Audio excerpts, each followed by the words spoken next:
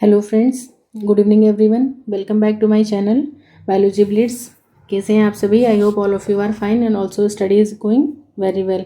सो friends, जैसा कि आप सभी देख रहे थे कि हम लोग डीएसएसबी पीजीटी का ये 2021 वाला पेपर जो है वो सॉल्व कर रहे हैं। ठीक है, फाइनली आई होप आज ये ख़त्म हो जाएगा। ठीक है, इसके बस 40 क्वेश्चंस और बचे हुए हैं। बाकी मैं ये देख रही हूँ कि आप लोग वीडियोज़ देख नहीं रहे हो, तो मैं ये 40 क्वेश्चन स्किप कर दूँ या फिर मैं रिकॉर्ड करूँ, मुझे समझ में नहीं आ रहा है। ठीक है, बट चलो ठीक है, एज मतलब जो मेरी रिस्पॉन्सिबिलिटी है वो मैं कर रही हूँ। बाकी आप क्यों नहीं देख रहे हो, आई डोंट नो। तो ठीक है, without wasting any more time let's start. मैं बहुत एक्सप्लेन नहीं करूँगी, सीधे मतलब क्वेश्चंस के साथ में बस थोड़ा बहुत देखते हैं, फिर उसके बाद आगे चलेंगे। तो पहला क्वेश्चन है आज की क्लास का 141, which organ is known as graveyard of RBC. तो आरबीसी का ग्रेव यार्ड जो है वो कौन कहलाता है? आपका स्प्लीन कहलाता है। स्प्लीन क्या है? Small organ found in almost all vertebrate just above the stomach. Store and filter करता है blood and make white blood cells that protect you from the infection. It filters the blood and remove any old और damage RBC. Next है 142, blood जो है वो क्या है? Fluid है। कैसा फ्लूइड है? वो कनेक्टिव टिश्यू में आ जाता है। ठीक है, blood is a fluid connective tissue. और ये सबसे ज़्यादा कनेक्टिव टिश्यू में अगर बात की जाए मोस्ट अबेंडेंट कौन है, तो ये आपका ब्लड ही होता है जो मोस्ट अबेंडेंट कनेक्टिव टिश्यू है। ये क्वेश्चन भी पूछा गया है। Transport of fluid nutrients paste and chemical messenger is ensured by specialised fluid connective tissue blood which running between the cells and blood capillaries in a tissue and an organ. Next है 143, human heart consist of which tissue. तो human heart में हमारे neural भी होते हैं, muscular भी होते हैं, कनेक्टिव भी होते हैं, एपिथेलियल भी होते हैं। कुछ बच्चे, एक बार ये क्वेश्चन आया था तो मस्कुलर और कनेक्टिव मार्क करके आ गए थे, विच इज़ टोटली रॉन्ग। ठीक है, ध्यान दीजिए थोड़ा सा। Heart is mostly composed of cardiomyocytes and connective tissue, which is an organ of vascular system. The tissue found in the human heart are epithelial tissue, connective tissue, nervous tissue. ठीक है, सारे के सारे ही होते हैं। The wall of heart separate into 3 layers. 3 layers की बनी होती हैं, जो कि क्या है? एक तरीके से एपिथेलियल टिश्यूज हैं, एपिकार्डियम, मायोकार्डियम और एंडोकार्डियम। 144 है, dash is first body segment of the earthworm. तो ये क्वेश्चन ऑलरेडी केवीएस में भी पूछा जा चुका है। तो पहला सेगमेंट जो होता है वो क्या कहलाता है? आपका पेरिस्टोमियम कहलाता है। ठीक है, और पेरिस्टोमियम के आगे एक लिड जैसा लगा होता है जिसको हम लोग क्या बोलते हैं? प्रोस्टोमियम बोलते हैं। ठीक है, जैसे यहाँ से मान लो पहला सेगमेंट स्टार्ट हुआ तो उससे पहले ये लिड जैसा होता है जिसको हम लोग प्रोस्टोमियम बोलते हैं। Peristomium is the first segment in annelid worm body in the interior and it is behind the prostomium. ठीक है, प्रोस्टोमियम के पीछे होता है and contains the mouth. It help the annelids body to be pushed into the soil. Next है 145, earthworm bear a dark band of glandular tissues called clitellum. Clitellum जो है वो कौन से रीजन में प्रेजेंट होते हैं? तो क्लाइटेलर वाला जो रीजन है वो आपका 14 से 16 होता है। ठीक है, इन अ मेच्योर वॉर्म सेगमेंट 14 से 16 मतलब 14 to 16 covered by a prominent dark band of glandular tissues. ठीक है, पूरी एनसीईआरटी की लाइन है कॉल्ड क्लाइटिनम, यानी कि इसकी वजह से जो है वो बॉडी 3 प्रोमिनेंट रीजन में डिवाइड हो जाती है। प्री क्लाइटिलर जो क्लाइटिलर के आगे वाला होता है क्लाइटिलर, और फिर पोस्ट क्लाइटिलर सेगमेंट्स होते हैं। So option C is the correct answer. 14 to 16 segments. The clitellum is a thickened glandular and non-segmented part of the body which is situated near the head of leech. गलत बता रहा है, head के पास नहीं होता है। Earthworm and that secrete a viscid sac in which eggs are stored. Clitellum is a part of the reproductive system of earthworm which is situated in the segment of 14 to 16। ठीक है, कहने का मतलब क्या है कि इसी 14 से 16 वाले में ही फीमेल जेनाइटल अपर्चर होता है, मेल जेनाइटल अपर्चर होता है, और जेनाइटल पैपिला वगैरह जो है वो सारा इसी में पाया जाता है। नेक्स्ट है, बाकी डिटेल में इसको पढ़ लेना है, इंपॉर्टेंट है ये। Respiratory organ of the adult frog. Frog अगर एडल्ट हो गया है तो मतलब कि क्या है, वो लैंड पे आ सकता है ना, तो उस कंडीशन में वो जो सांस लेगा वो किससे? लंग्स से लेगा। ठीक है, और जब पानी में रहता है तो वो किससे सांस लेता है? वो स्किन से लेता है। तो डी ऑप्शन जो है वो ज़्यादा अप्रोप्रिएट है, क्योंकि ऐसा तो है नहीं कि ज़मीन पे आया है तो ज़मीन पे ही रहेगा, भाई पानी में भी तो जाएगा ना। तो इसलिए जो है वो लंग्स एंड स्किन दोनों हो जाएगा। Frogs has 3 respiratory surface on its body that uses to exchange gas with the surrounding skin, lungs और mouth हो जाएगा। Frog respires through the skin when completely submerged in water। जब पानी में डूबा रहेगा तो स्किन से सांस लेगा, और फिर जब बाहर आ जाता है तो क्यूटेनियस रेस्पिरेशन होता है। ठीक है, नेक्स्ट है 147, which of the following cells function as nerve cell for the sperm. Sperm के लिए नर्व सेल का काम जो करते हैं वो हमारे सर्टोली सेल्स होते हैं। Sertoli cells of the testis are called the nerve cells. Nurse cells because they provide nutrient and growth factors to the developing germ cells, यानी कि Sertoli cells continue to proliferate and differentiate until the beginning of the puberty when they cease dividing and starts nourishing the germ cells. Testosterone क्या है? Testosterone कैसा था? Steroid था। हम लोग देख ही चुके थे, कल मैंने बताया भी था तुम्हें कि कौन कौन से हार्मोन्स जो हैं वो किस टाइप के हैं। तो ये स्टेरॉइडल नेचर का हो जाएगा और इसका रिसेप्टर्स जो हैं वो कहाँ पे? न्यूक्लियस पे प्रेजेंट होते हैं स्टेरॉइड्स के, और प्रोटीन के रिसेप्टर्स जो हैं वो सेल मेम्ब्रेन पे होते हैं। So testosterone is a steroid which produced by a gonad, although small amount of adrenal gland in both sexes, ठीक है। सेक्स कॉर्टिकॉइड्स रिलीज होते हैं ना एड्रिनल से। Steroid hormone are a group of hormone derived from the cholesterol that act as chemical messenger in the body. Dash is known as birth hormone. तो birth hormone जो है वो oxytocin होता है, ठीक है। ऑक्सीटोसिन को और क्या बोलते हैं? लव हार्मोन, ये सारी चीज़ें नाम दी जाती हैं। So oxytocin is the birth hormone. Oxytocin natural hormone है that stimulate uterine contractions in during the child birth and lactation. Lactation मतलब मिल्क इजेक्शन या मिल्क लेट डाउन का काम कौन करवाता है? ये ऑक्सीटोसिन ही करवाता है। मिल्क फॉर्मेशन या मिल्क सिंथेसिस कौन करवा रहा था? प्रोलैक्टिन करवा रहा था। और प्रोलैक्टिन का इनहिबिटरी हार्मोन क्या था? डोपामीन था, जो कि कैसा है? नेगेटिव रेगुलेटरी हार्मोन है। It helps female discharge milk from the mammary glands as well as in period reproduction, etc. Oxytocin is also known as the hormone of love. Next है 150th, which type of placenta is found in cat and dog. तो placenta भी मैं सारे आपको detail में बता चुकी हूँ। तो कैट और डॉग जो है वो कैसे होते हैं? कार्निवोर्स होते हैं ना। तो कार्निवोर्स में क्या आ जाएगा आपका? जोनरी प्लेसेंटा आ जाएगा। मैंने तो शायद ऐसे बताया था ना, कॉर्नर जोन करके, ठीक है। कॉर्नर जोन करके ही मैंने बताया था उस टाइम पे, जहाँ तक मुझे याद आ रहा है। तो ये जोनरी प्लेसेंटा में आ जाएगा कार्निवोर्स को। Placenta is an organ that develop in the uterus during pregnancy. This structure provide oxygen nutrient to the growing baby. It also remove waste product from the baby's blood. Dog and cat as well are well-known members of the group of the species that have jonery placenta. A puppy's placenta is greenish black in color. 151 है, which hormone is use in pregnancy test. तो सबको पता है वो HCG होता है, ठीक है। Human chorionic gonadotropin. ये अच्छे से मतलब इनको लिख करके भी प्रैक्टिस कर लिया करो। पढ़ने में तो सबको आ जाता है, लेकिन मेरे से KVS वाला इंटरव्यू जब हुआ था तो उन्होंने मतलब ऐसे कुछ हार्मोन्स के मैकेनिज्म पूछे थे, तो वहाँ पे मतलब लिख करके बताना पड़ रहा था। तो वहाँ पे मुझे स्पेलिंग पता नहीं कैसे स्किप हो जा रही थी बार बार, तो इसलिए मैं बता रही हूँ कि हमेशा लिख करके पढ़ो, ठीक है। Human chorionic gonadotropin produced by the developing placenta after fertilization. This hormone enters the bloodstream and urine, serving as the reliable indicator of the pregnancy. The test react with HCG, providing a positive result when present, confirming the early stage of pregnancy. और एक question ये भी मेरे से पूछा गया था कि मतलब ये HCG जो है वो ब्लड में या मतलब प्रेगनेंसी के बाद कितने दिनों में मतलब आपको पता चल जाएगा कि हाँ मतलब ये आप मतलब जो है फीमेल है वो क्या है? प्रेग्नेंट है। तो इसका टाइम पीरियड भी याद रखना, ये 10 से 11 दिन के अंदर, मतलब कंसीव होने के बाद में जो कंसेप्शन होता है उसके 10 से 11 दिन के बाद में ये आपके ब्लड में डिटेक्ट हो जाता है। यूरिन टेस्ट जो है वो मतलब आराम से डिटेक्ट कर देता है HCG को फ्यू डेज में, अराउंड 12 से 14 दिन भी होता है, लेकिन 10 से 11 भी मान सकते हैं, देख लेना ऑप्शन के अकॉर्डिंग। नेक्स्ट है question number 152, which is the most common and abundant biological product on अर्थ। तो अर्थ पे जो सबसे ज़्यादा पाया जा रहा है वो क्या है आपका? सेलुलोज है। Cellulose is the most common and abundant biological product on earth. क्या है सेलुलोज? पॉलीसेकेराइड है, found in the cell wall of plant, providing structural support as a major component of plant cell wall. Cellulose contribute to the strength and rigidity of plant tissue, making it essential for the plant kingdom. Next question is exoskeleton of arthropods. Arthropods का exoskeleton जो है वो chitinous होता है। Chitinous और कहाँ पे chitin देखने को मिलता है? फंजाई में। और काइटिन का कंपोजिशन क्या होता है? तो ये हमेशा याद रखना, नैग और नैम का कंपोजिशन होता है।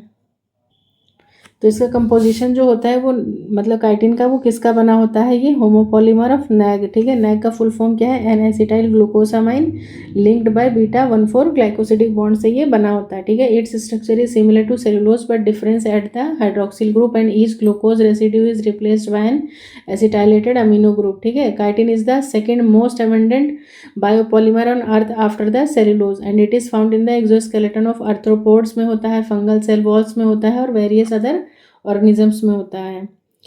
So exoskeleton of earthworm such as insects and crustaceans में भी ये होता है, ठीक है। कॉकरोच हो गया, क्रस्टेशियंस यानी कि मतलब जो भी आपके क्रस्टेशियंस हैं एनिलिडा में, उनमें होता है composed of chitin. Chitin is a tough and flexible polysaccharide that provide structural support and protection. It form a resilient outer covering known as the exoskeleton, helping arthropods maintain their shape and safeguard against the environmental threats. ठीक है, this chitinous exoskeleton also undergoes molting to accommodate the growth of the arthropod.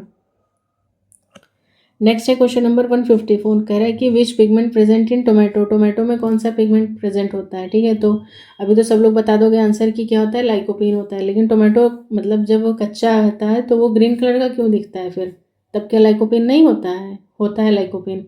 होता क्या है कि देखो, the red colour in tomato is primarily due to the presence of the pigment lycopene. Primarily जो है वो पकने के बाद में तो वो लाइकोपीन की वजह से रेड दिखाई देता है। लेकिन जब वो कच्चा रहता है, और लाइकोपीन क्या है ये चीज़ भी तुम्हें पता होना चाहिए कि इट इज़ अ कैरोटिनॉइड, ठीक है। ये क्या है, कैरोटिनॉइड है। जब कच्चा रहता है तो उसमें क्लोरोफिल होता है, क्लोरोफिल की वजह से वो ग्रीन कलर का दिखता है। लेकिन जब टोमेटो की राइपनिंग हो जाती है तो उस कंडीशन में लाइकोपीन और क्लोरोफिल के अगर सिमिलर मतलब कंपेयर किया जाए तो लाइकोपीन का जो कंटेंट है वो क्या हो जाता है, इंक्रीज हो जाता है आफ्टर राइपनिंग, ठीक है। जब पक जाता है तो ये क्या हो जाता है, लाइकोपीन का कंटेंट जो है वो ज़्यादा हो जाता है और टोमेटो जो है वो रेड कलर का दिखने लगता है, ठीक है। तो रेड कलर जो है वो किस रीज़न से है, वो लाइकोपीन की वजह से होता है। Lycopene become more prominent as the tomato ripens, giving its characteristic of the red colour. Tomato content red pigment lycopene carotenoid है responsible for their characteristic colour. Lycopene क्या है, ये पोटेंट एंटीऑक्सीडेंट है linked to the various health benefits. इसकी abundance tomato में make them not only visually appealing but also contributes to the nutritional value of the fruit, offering potential health and promoting so many properties. Next है question number 155, the dash are the compound lipid and they form the pigment of the animal and plant. तो compound lipids जो है इसमें से कौन से हैं जो कि क्या बना रहे हैं, पिगमेंट है। तो ये चीज़ मैंने आज ही मतलब एक बनाया है, मतलब एक पॉइंटर सीरीज मैंने पढ़ाई है अभी, फोटोसिंथेसिस वाला चैप्टर। तुम लोग भी दिल्ली वालों भी देख लेना, ऐसा नहीं है कि हाँ तुम्हारे काम का नहीं है फोटोसिंथेसिस वाला, उसमें जाके देखना। मैंने आज ही बताया है कि जो हमारे फोटोसिंथेटिक पिगमेंट्स होते हैं वो बेसिकली दो तरीके के होते हैं, ठीक है। एक होते हैं लिपिड सॉल्युबल और दूसरे होते हैं वाटर सॉल्युबल। तो दो तरीके के मैंने बताए थे कि लिपिड सॉल्युबल पिगमेंट होते हैं और वाटर सॉल्युबल पिगमेंट होते हैं। जो लिपिड सॉल्युबल वाले होते हैं वो स्टेरॉयडल नेचर या लिपिड नेचर के होते हैं। इसमें आपका आ जाता है क्लोरोफिल आ जाता है और कैरोटिनॉइड्स आ जाते हैं मेनली, ठीक है। और वाटर सॉल्युबल वाला जो था उसमें फाइकोबिलिन्स आ जाते हैं। फाइकोबिलिन्स में फाइकोसाइनिन, फाइकोरिथ्रिन और एलो फाइकोसाइनिन आ जाता है। तो फिलहाल यहाँ पे जो आंसर होगा आपका, लिपिड वाले की बात की जा रही है, लिपिड कंपाउंड्स जो हैं वो क्या हैं आपके, कैरोटिनॉइड्स हो जाएंगे, ठीक है। ऑप्शन ए जो है ये आपका करेक्ट आंसर हो जाएगा। कैरोटिनॉइड्स में भी दो होते हैं, ये चीज़ तुम्हें पता होना चाहिए, कैरोटीन और ज़ैंथोफिल। कैरोटीन जो होता है वो क्या होता है, नॉन ऑक्सीजनेटेड हाइड्रोकार्बन होता है, यानी कि इसका फॉर्मूला होता है C40H56 होता है, ठीक है। और ये कैसा कलर देता है, ये ऑरेंज कलर में कंट्रीब्यूट करता है, मतलब ऑरेंज कलर का कलर देता है। कहाँ पाया जाता है, बीटा कैरोटीन वगैरह, कैरेट वगैरह में देखने को मिलता है। और दूसरा वाला जो होता है ये ऑक्सीजनेटेड होता है, इसका भी फॉर्मूला सेम है, बस यहाँ पे क्या होता है, ऑक्सीजन के मॉलिक्यूल लग जाते हैं। और ये क्या आ जाता है आपका, ज़ैंथोफिल होगा, ठीक है। ज़ैंथोफिल ये क्या था, ये कैरोटीन था, कैरोटीन, और ये है आपका ज़ैंथोफिल हो जाएगा, ठीक है। ज़ैंथोफिल जो है ये किसके लिए है, कौन सा कलर, ये येलो कलर के लिए रिस्पॉन्सिबल होता है, येलो टू वेरिड हो जाएगा। इसमें ल्यूटीन, फिकोजेंथिन वगैरह आ जाएगा। तो फिलहाल यहाँ पे जो आंसर है वो आपका ए जो है वो करेक्ट हो जाता है। Carotenoids are the compounds lipid that import to colour of the animal and plant cell. These pigment found in various fruits and vegetables play essential role in photosynthesis and antioxidant function होता है। Carotenoids जो है contribute to the vibrant hues of red, orange and yellow seen in many plant and are crucial for both visual appeal and the nutritional value. Next one is 156, the tail part of chlorophyll molecule. Chlorophyll molecule अगर तुमने पढ़ा है तो ठीक है, नहीं पढ़ा है तो मैंने पढ़ा रखा है ऑलरेडी, और फोटोसिंथेसिस वाले चैप्टर जाके देखो एक बार, तुम्हें सारी चीज़ें वहाँ पे मिल जाएंगी। तो जो टेल पार्ट की बात होती है वो फाइटोल होता है वहाँ पे, ठीक है। जो कि किससे, देखो पायरोल रिंग्स होती हैं ना, 4 पायरोल रिंग होती हैं, ये मैग्नीशियम डाइवेलेंट से लगी होती हैं। इसमें देखो सेकेंड वाला जो होता है पायरोल वाला, यहाँ पे चलो मैं इसको थोड़ा सा तुम्हें डिटेल में समझा ही देती हूँ। तो ये देखो थोड़ा सा शायद मतलब तुम्हें विजिबिलिटी क्लियर होगी, नहीं भी क्लियर है तो तुम मतलब जो मैं बोल रही हूँ वो तुम सुन लो। यहाँ पे देखो मतलब ये स्ट्रक्चर जो है क्लोरोफिल मॉलिक्यूल का, ये पहले तो लिपिड नेचर का होता है, ठीक है। कितने लिपिड नेचर या स्टेरॉयड नेचर का होता है, कितने हैं इसमें, ये 55 कार्बन के मॉलिक्यूल्स होते हैं, ठीक है। 55 कार्बन के मॉलिक्यूल से मिलके बना होता है, जिसके हेड की अगर मैं बात करूँ तो इसके हेड में आ जाते हैं आपके 35 कार्बन। और हेड यानी कि जो पोरफायरिन रिंग होती है वही क्या है, हेड का फॉर्मेशन कर रही है, पोरफायरिन रिंग। तो इसमें देखो जो 55 कार्बन का होता है, हेड में 35 कार्बन हो जाते हैं और टेल में जो है वो 20 कार्बन हो जाते हैं, ठीक है। हेड में पोरफायरिन रिंग होती है, पोरफायरिन रिंग जो है इसमें आपको फिर further,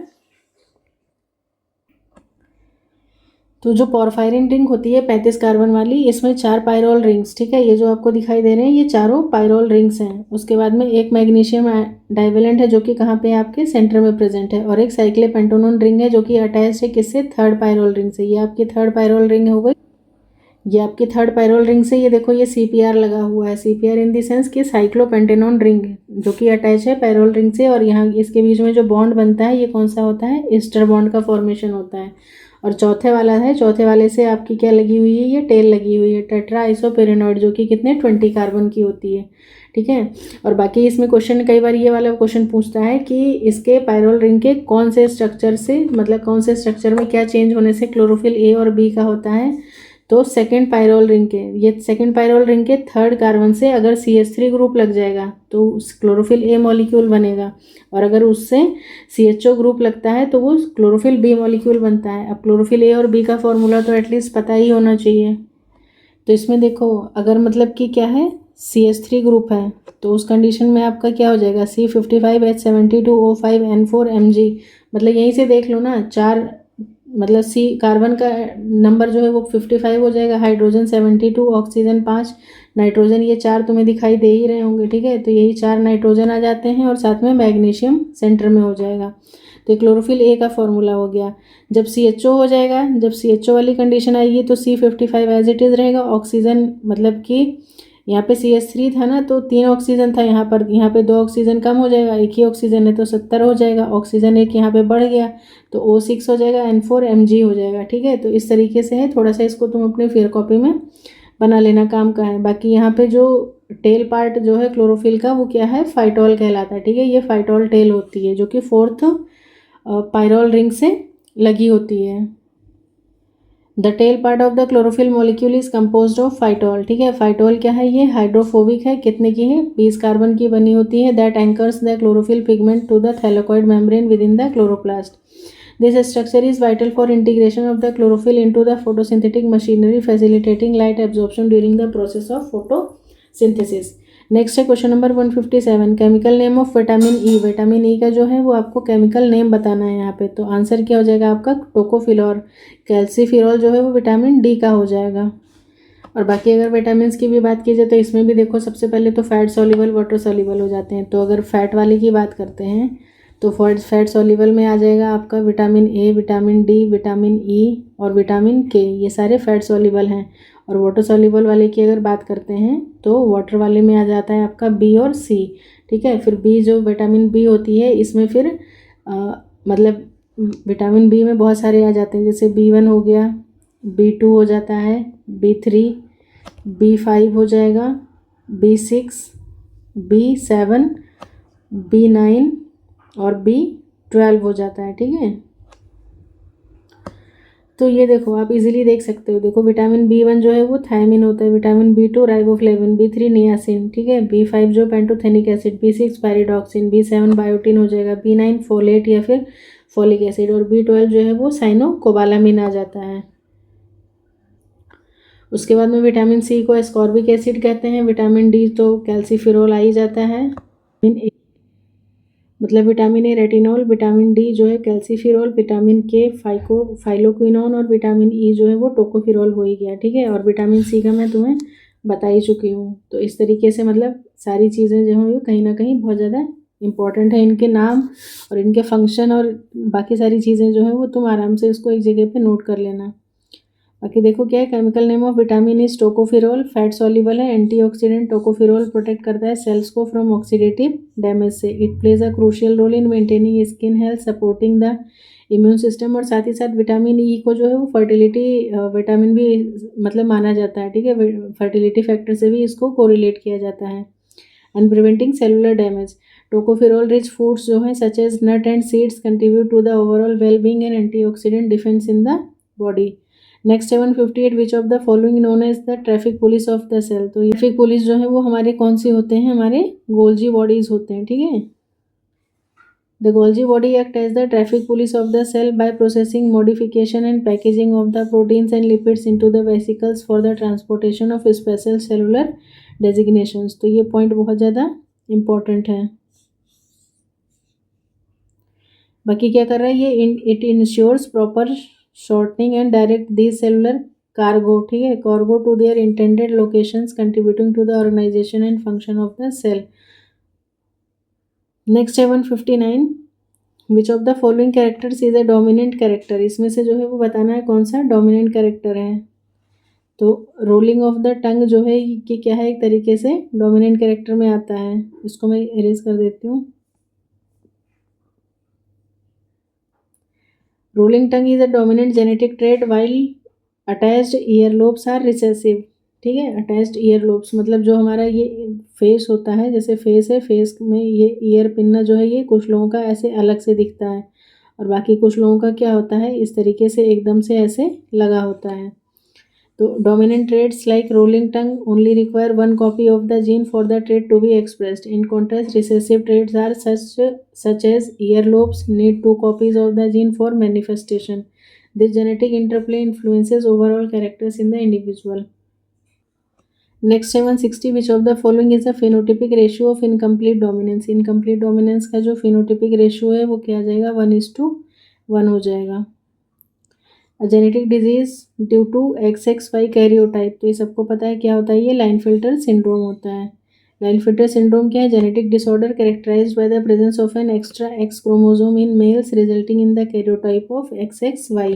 this condition leads to the various physical developmental changes हो जाते हैं, जैसे कि इनफर्टिलिटी हो जाती है, हार्मोनल इम्बैलेंस हो जाता है, समटाइम्स कॉग्निटिव और बिहेवियरल डिफरेंसेस भी आने लगते हैं। नेक्स्ट है 162, द पोजीशन और place on a chromosome occupied by particular gene और वन ऑफ इट्स एलील। तो ये कहलाता है लोकस, जहाँ पर जीन मतलब जो जीन है वो दोनों जीन्स के एलील जो है वो प्रेजेंट होते हैं, उस पोजीशन को लोकस बोलते हैं। लोकस क्या है, एक स्पेसिफिक पोजीशन है on a chromosome where a particular gene या फिर एलील जो है वो लोकेटेड होता है। It serves as genetic address determining the inheritance and expression of traits. Next है 163, which of the following is not a X linked disorder. बता चुके हैं पहले भी कि क्या है इसमें से, हीमोफीलिया, कलर ब्लाइंडनेस, थैलेसीमिया और fragile x chromosome syndrome. So options क्या हैं, हीमोफीलिया है, कलर ब्लाइंडनेस है, थैलेसीमिया, फ्रेजाइल एक्स सिंड्रोम। तो इसमें थैलेसीमिया जो है ये नहीं होगा, बाकी सारे एक्स लिंक्ड हैं। थैलेसीमिया क्या है, ऑटोसोमल रिसेसिव है। Thalassemia is not an X-linked disorder, it is autosomal recessive genetic disorder affecting the hemoglobin production, ठीक है, मतलब हीमोग्लोबिन का प्रॉपर प्रोडक्शन नहीं होता है। थैलेसीमिक पेशेंट्स को पीरियोडिक वो करवाना पड़ता है, बार बार ब्लड चढ़वाना पड़ता है। In contrast haemophilia, colour blindness, fragile X syndrome are the X linked, they involve in gene located on the X chromosome, exhibit specific inheritance pattern related to the gender. 164 है, which antibody can pass from mother to the foetus. ये बता चुके हैं already, G for go, go placenta, ठीक है। G क्या है ये,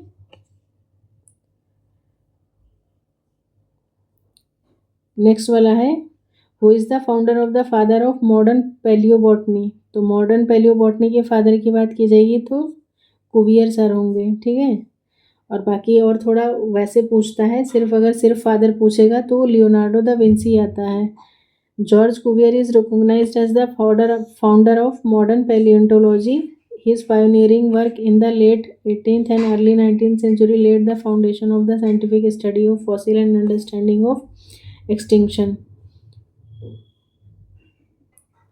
बाकी एक बीरबल साहनी वाला भी है, वो शायद मतलब इंडियन का वो है, ठीक है, ऐसा कुछ है, मेरे को याद नहीं आ रहा है, देख लेना।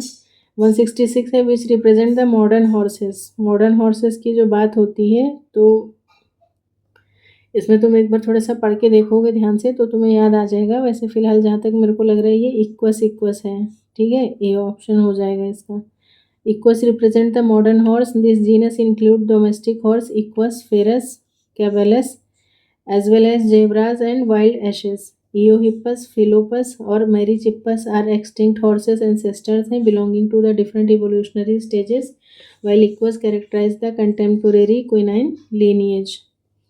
आर्कियोप्टेरिक्स जो है वो कनेक्टिंग लिंक्स किसका था, तो वो फिशेस और सॉरी रेप्टाइल्स और बर्ड्स का था, ठीक है, ऑप्शन ए जो है वो करेक्ट हो जाएगा। Archaeopteryx, a fossilized bird-like dinosaur from the Jurassic period, exhibit characters of the both reptiles and birds का था उसमें, ठीक है। रेप्टाइल्स की क्या होता है, मतलब टीथ वगैरह होता है, तो ये बर्ड्स ऐसी थी कि जिनके बीक तो था लेकिन बीक में भी क्या था, टीथ वगैरह था, लॉन्ग टेल थी, इस तरीके से। फीचर्स क्या थे, फीदर्ड विंग था like birds but also feature of teeth and long tail, जो कि रिजेंबल किससे कर रहा था, रेप्टाइल से। This combination of trade places Archaeopteryx as a transitional form connecting the evolutionary linkage between the reptiles and birds. Next है question number 168, which one is the vestigial organ of human. Human का vestigial organ तो क्या आ जाएगा आपका, coccyx, ठीक है। The vestigial organ of human is coccyx. It is also known as tail bone. Vestigial structure है inherited from our evolutionary ancestors, मतलब पहले पूंछ हुआ करती थी, फिर बाद में उसका यूज़ खत्म होता गया, जब मतलब इरेक्ट होकर चलना शुरू करती है और सारी चीज़ें, तो कहीं ना कहीं वो डिजनरेट होती गई। It serves as no significant function in the modern humans में, but it is a remnant of the tail present in the ancestral vertebrate, while once crucial for balance and movement in the early mammal. पहले तो क्या था इन लोगों में, balance और काफ़ी सारी चीज़ों के लिए ये इसको यूज़ करते थे। The coccyx has gradually diminished in size and function throughout the evolution, making it vestigial organ in the humans. 169 है which of the following scientist has propose the mutation theory. तो mutation theory जो दी थी वो किसने दिया था, Hugo de वेरीसर ने दिया था। और किस में दिया था, इवनिंग प्राइमरोज, यानी कि इनोथेरा लिमार्कियाना, नाम क्या था, इनोथेरा लामार्कियाना, ठीक है, evening primrose. Contributed to the understanding that mutation rather than gradual processes could drive significant evolutionary shift, challenges aspect to Charles Darwin's theory.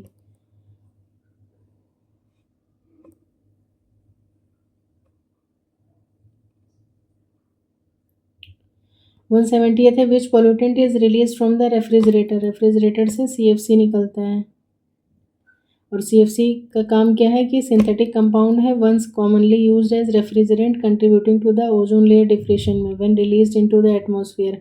Release of CFC has been significant environmental concern due to their adverse impact on stratosphere का जो ozone है, कल ही मैंने किसी question में समझाया भी था तुम्हें, leading to international efforts to reduce their usages. 171 है frequency is denoted as.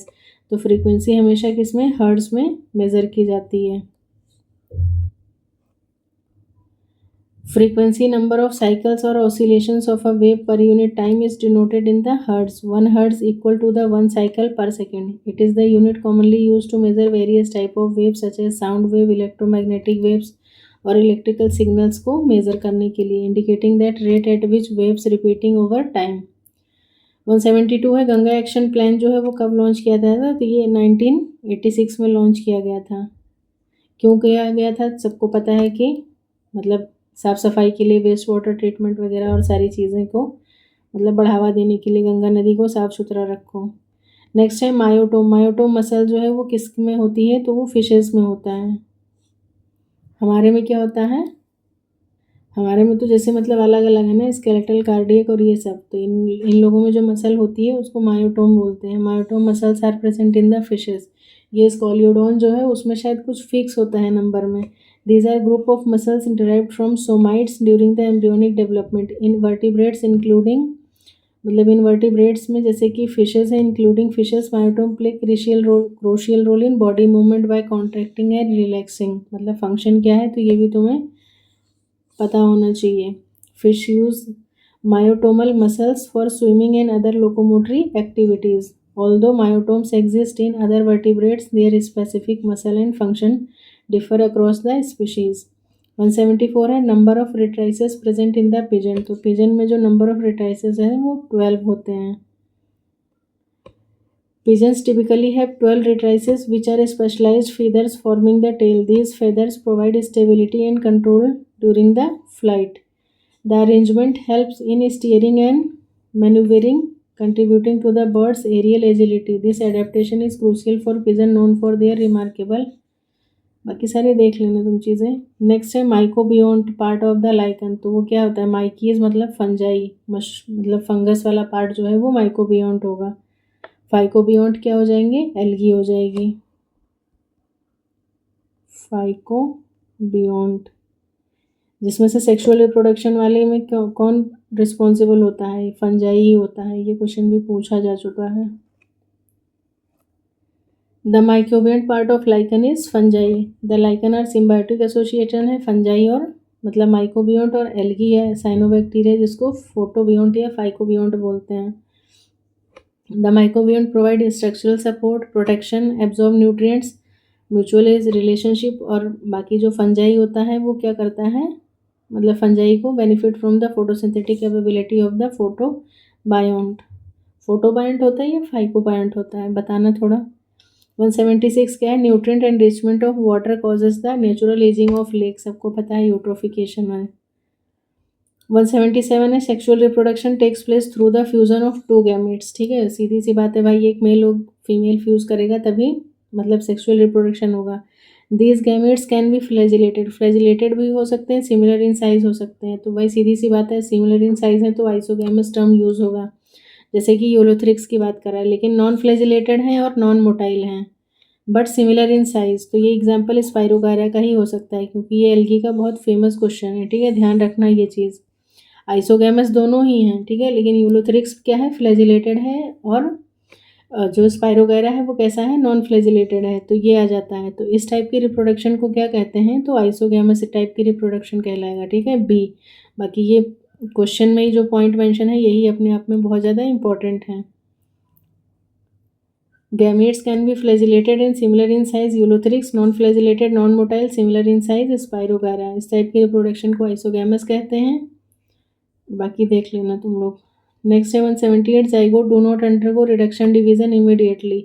Zygote जो है वो तुरंत रिडक्शन डिवीजन में ना जा करके they produce a multicellular body, तो उसको हम लोग क्या बोलते हैं? स्पोरोफाइट बोलते हैं। स्पोरोफाइट, स्पोरोफाइट हो जाएगा। Zygote undergo mitotic division to form multicellular structure called the sporophyte. This generation produce spores through meiosis initiating haploid phase. Sporophyte phase alters with the gametophytic phase completing the life cycle of the plant and in some algae. यानी कि कहने का मतलब है alternation of generation देखने को मिलता है। नेक्स्ट है question number 179, which of the following is the phenomena where the living differentiated cells that by now have lost the capacity to divide can regain the capacity of division under certain conditions। मतलब living cells हैं, पहले वो differentiate कर रहे थे लेकिन फिर बाद में उन्होंने क्या किया? अपनी कैपेसिटी को लूज कर दिया डिवाइड करने का, लेकिन बाद में जब ज़रूरत पड़ी तो फिर से रीगेन कर लिया। तो वो क्या कहलाएंगे? डी डिफ्रेंशिएशन कहलाएगा। ठीक है, और वो सेल्स कैसे होते हैं? डी डिफ्रेंशिएटेड सेल्स होते हैं। तो ऑप्शन ए जो है ये करेक्ट हो जाएगा। बहुत अच्छा कॉन्सेप्ट है ये। Dedifferentiation refers to the process in which mature specialised cells revert to an undifferentiated state with the potential to divide and differentiate again. ठीक है, मतलब जब ज़रूरत नहीं थी तो उन्होंने क्या किया था? अपनी डिफ्रेंशिएशन की कैपेसिटी को या डिवीज़न की कैपेसिटी को स्टॉप कर दिया था या लॉस कर दिया था। फिर जब ज़रूरत पड़ी तो उन्होंने क्या किया? फिर से खुद को डिफ्रेंशिएट करना शुरू कर दिया। This phenomena occurs under the specific condition allowing cells to regain developmental flexibility. Now this is the last question of this paper. Finally DSSB का यहाँ पर मतलब जो भी था PYQs का सेशन वो एंड होता है और ये लास्ट क्वेश्चन है यहाँ पे। Which of the following helps in the swimming of spermatozoa, maintenance of water current in the canal system of sponges and in locomotion of protozoans like Euglena। तो मतलब कौन सा स्ट्रक्चर भाई हेल्प करेगा? सीधी सी बात है, वो फ्लैजिलर मूवमेंट होगा। ठीक है, जिसकी वजह से मूवमेंट पॉसिबल होती है। तो flagellar movement involve coordinated motion of whip like structure called the flagella. In spermatozoa propel the cell of for fertilisation. Spermatozoa sperm में भी फ्लैजिला क्या करता है, उसको आगे की तरफ बढ़ाता है ताकि वो जा करके फर्टिलाइजेशन कर सके। स्पॉन्जेस में क्या कॉनोसाइट सेल्स होते हैं जो कि फ्लैजिलर मूवमेंट हो to create water current for feeding and gaseous exchange. Protozoans जैसे कि यूग्लिना की बात करता है, दो फ्लैजिला होते हैं, relay on flagella for locomotion show casing the versatility of this cellular propulsion mechanism. तो ठीक है फ्रेंड्स, अब इसको आप लोग अच्छे से देखिए, जैसा भी है मतलब आप लोग मतलब देख लो, आप ही लोगों का बेनिफिट है, बाकी कोई ऐसा खास वो नहीं है मेरा इंटेंशन। देखोगे तो कहीं ना कहीं मेरा भी कुछ ना कुछ तो बेनिफिट है ही है, ठीक है। गिव एंड टेक वाला प्रोसेस हमेशा चलता है, तो इसको देखिए अच्छे से। और फिर उसके बाद में ऐसा नहीं है कि भाग जाओ, बाकी जो भी चीज़ें मैं चल रही हैं चैनल पे उसको उसके साथ मतलब आप कंटिन्यूटी अपनी बनाए रखिए, कहीं ना कहीं आपकी हेल्प ज़रूर होगी उससे, ठीक है। तो ठीक है फ्रेंड्स, फिर हम मिलते हैं हम नेक्स्ट क्लास में। और नेक्स्ट क्लासेस जो भी होंगी वो पॉइंटर सीरीज़ या पीवाईक्यू का ही सेशन होगा, तो सभी उससे जुड़ना ना भूलिए। मिलते हैं नेक्स्ट क्लास में कुछ और नए टॉपिक्स के साथ, तब तक के लिए थैंक्स फॉर वॉचिंग एवरीवन।